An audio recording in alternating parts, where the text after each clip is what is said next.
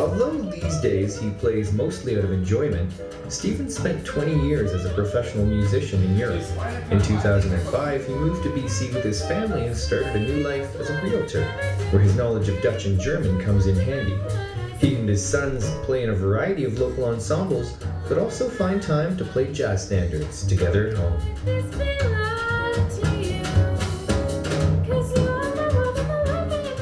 I've been playing since 1967, and I was a little kid in grade 7. I had an opportunity to take band classes after school, and decided to take that opportunity.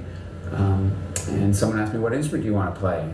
And I didn't really know much about instruments at that point, so I asked my mother. There was this great album that we had at home, and I said, it was an album called The Unforgettable Freddie Gardner. And I went home when we had this opportunity to take band, and I said to my mother, "Well, what does Freddie Gardner play?" And she didn't know either. So we went and got the record cover. We looked at the record cover, and on the back it said Freddie Gardner played alto sax. So the next day I went back to school and said, "I'd like to play alto sax." Well, the teacher, who was a clarinet, sax, and flute player himself, said, "Oh no, you're not going to start on alto sax. You're going to start on clarinet." And that was the greatest moment of my life, because that really was the start of my career. In the end, the fact that I started on clarinet and then went on to saxophone and flute, but the fact that I could play all 3 instruments was really the ticket for a pretty good career in theater. I was very fortunate to be playing in New York for 7 months with a European theater show called Pomp, Duck, and Circumstance, and during that show, one of the group of artists that were in the show got an opportunity to play on the Dave Letterman show. And so they asked me to come up and play with them. So I went out and rehearsed the band, the Letterman band, and then performed the show. I think it was Thanksgiving '95 in New York. So, and the biggest thrill of that was not just playing with Paul Schaefer and the guys and being on stage with Letterman, but it was, I can remember as a little boy, 8 years old, watching the Beatles on the Ed Sullivan Show as a little kid, and it was the same where Letterman taped in those days. I don't know if it still is right on Broadway. It's the Ed Sullivan Theater. It's the same theater. So here I am, 8 years old in London, Ontario, watching the Beatles on that stage, and 40 years later, 50 years later, I'm on the same stage playing in front of millions of people on the Letterman Show. So that was probably one of the biggest thrills of my career.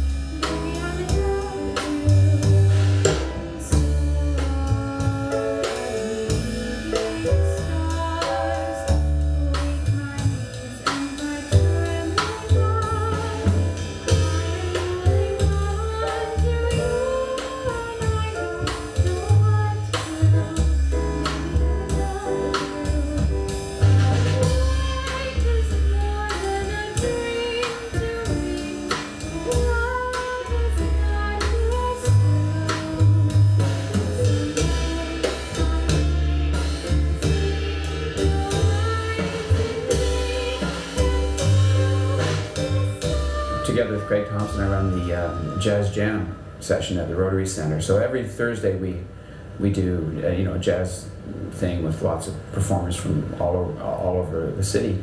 And so I love doing that, but I like the other things I do as well.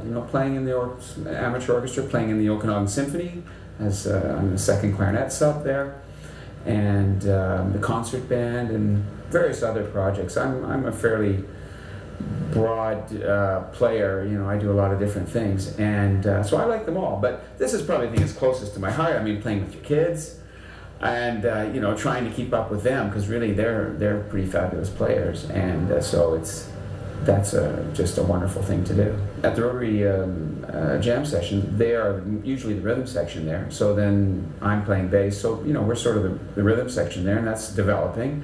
It would be great if we could take this another level, start doing some festivals and things like that. That would be great. Next summer, I don't know, playing the vineyards. I think it's grown, but I'm not sure if it's because of me or it's because of them teaching me. They've got a great school teacher here in the Okanagan, a guy named Craig Thompson, who's a wonderful saxophone player, and he's taken both my boys under his wing and is teaching them a lot. And I think they've learned a great deal from him as well, and from just the broad experience that they've had here, playing in many different school groups and in some semi-professional groups, and actually professionally they've played a number of gigs as well.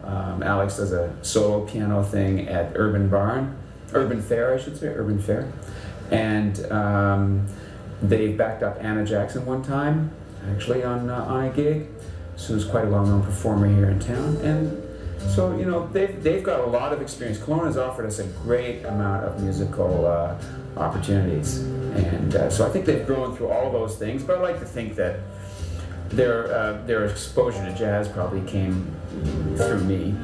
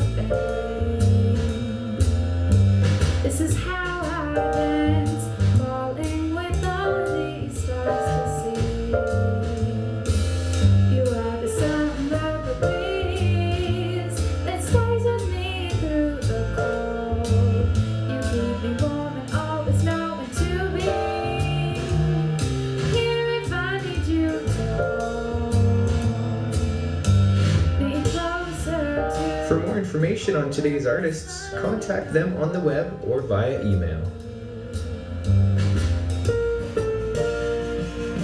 For instance, take England 400 years ago.